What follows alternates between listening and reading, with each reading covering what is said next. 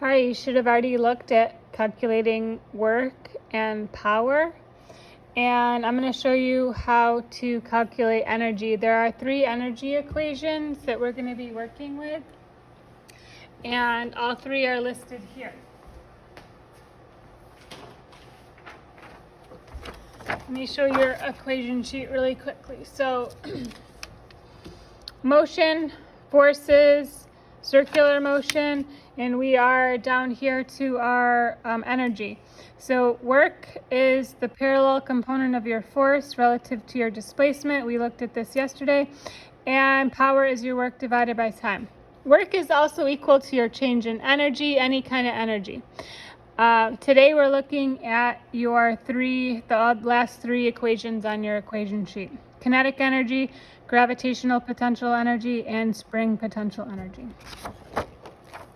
So, kinetic energy depends on speed and mass. If you are at rest, you have no kinetic energy.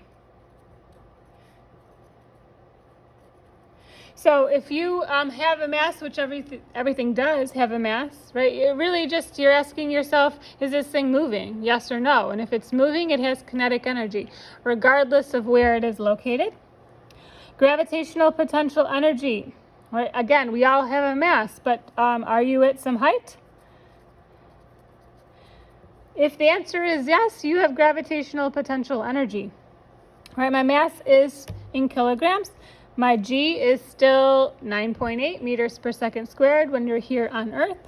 And the height is how high you are above the Earth. The last equation we're going to look at is elastic potential energy. This is for a rubber band, for a slinky, for anything that has any elasticity at all. So your energy is going to be equal to 1/2 your K, which is your spring constant. This is a property of your spring, how stiff your spring is. The shocks in your car have a really high spring constant because they require a lot of force to displace them. Right, a slinky would have a really low spring constant because it's really easy to compress or stretch a slinky. So a spring constant is something that is intrinsic to the spring that you are compressing. All right, and then our X here is our displacement. How much did you compress or stretch the spring to give you your energy? So let's take a look at some of these examples. I'll do like one of each, and then we can take a look at rearranging the equation. Your spring constant, I should mention, is measured in Newton meters. Your displacement should be in meters. And your kinetic energy is not written anywhere, is measured in joules. Energy measured in joules. And also not on here is energy is scalar.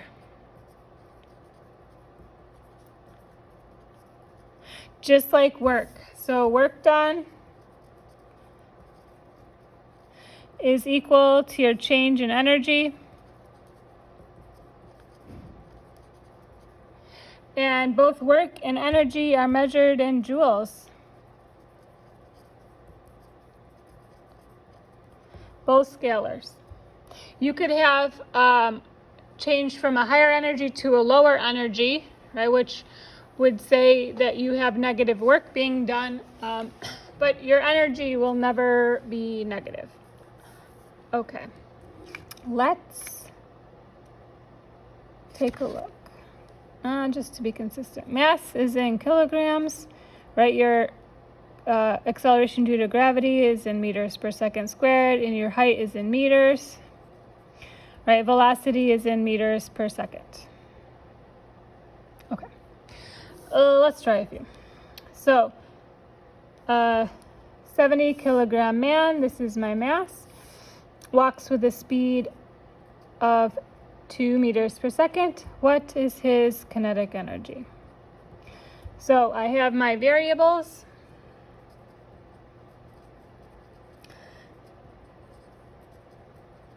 I'm looking for my kinetic energy. So my kinetic energy equation is 1/2 mv squared. 1/2 times my mass times my velocity squared. So 4 times 1/2 is 2 times 70 gives me 140 joules, like this.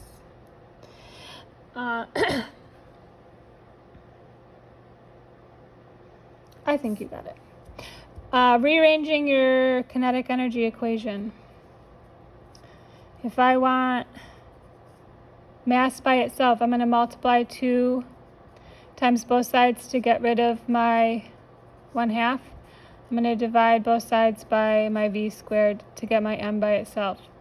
So if I want my mass, and I've given my energy and my velocity, I would rearrange my equation like this.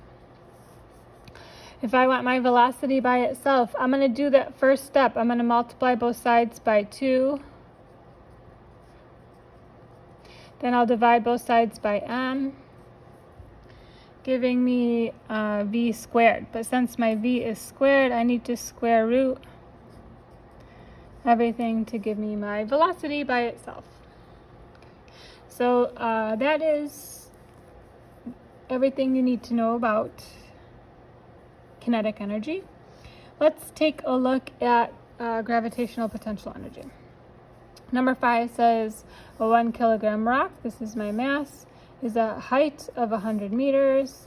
What is the rock's gravitational potential energy? And we can assume that we're here on Earth and say that our G is 9.8 meters per second squared. So my gravitational potential energy is mgh. My mass is 1, gravity is 9.8, and my height is 100, giving me 980 joules. For this equation, if I want my mass by itself, I would divide both sides by gh. If I want my, there's not a lot of room over here. If I want my height by itself, I would divide by gm. And if for some reason you're on another planet and you need to find gravity,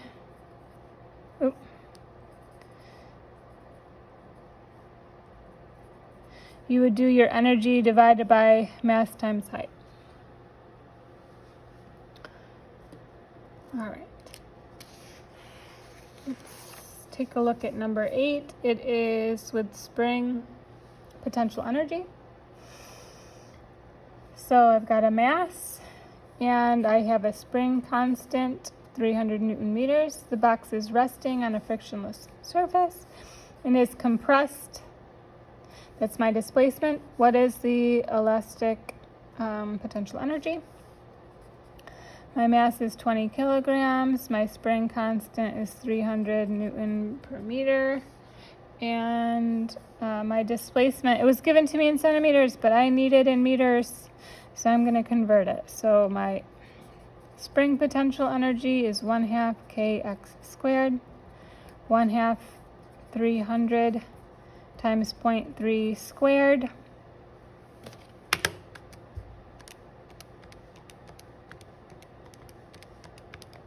Gives me 13.5 joules of energy.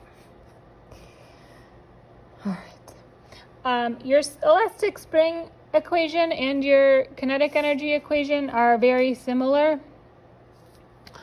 So you would rearrange this one in a similar way. So your spring potential energy, if you want K by itself, it looks like this.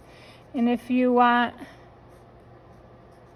your displacement by itself, it looks like this. Let's see.